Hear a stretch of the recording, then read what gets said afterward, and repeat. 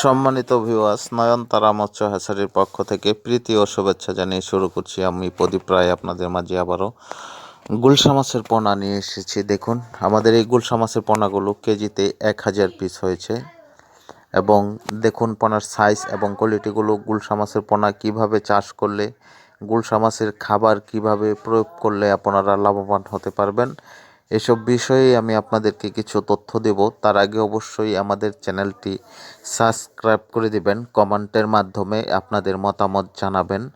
অবশ্যই share, like, comment করতে ভুলবেন না, যাতে করে আমি আপনাদের মাঝে আবারও নতুন কোনো ভিডিও দিতে পারি।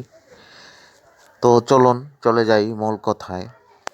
আপনারা এই টাইপের পোনাগুলো যদি পুকুরে অথবা বায়োফ্লকে চাষ করেন, তাহলে আপনার এই সাইজের পোনাগুলো বায়োফ্লকের জন্য যে ফিট খাবার, সরিষার দানার মতো 0.5 এই খাবারগুলো দিতে পারবেন।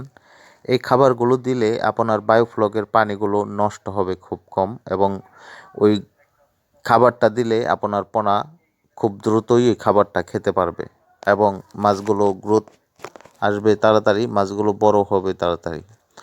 আর যদি আপনারা এই টাইপের পোনাগুলো পুকুরে চাষ করেন, তাহলে প্রতি শতকে এককভাবে চাষ করিলে 1500 পিস করে পোনা দিতে পারবেন। এবং এই পোনার খাবার হিসাবে আপনারা 2 টাইম দিতে হবে, সকালে এবং সন্ধ্যায় খাবার দিতে হবে।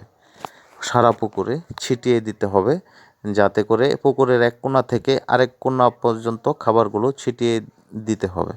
তাহলেই মাছগুলো খুব দ্রুত বড় হবে এবং মাছগুলো খুব সুস্থ এবং সবল থাকবে। তো দেশ এবং দেশের বাইরে যারা আমাদের ভিডিওটি দেখছেন, অবশ্যই আমাদের চ্যানেল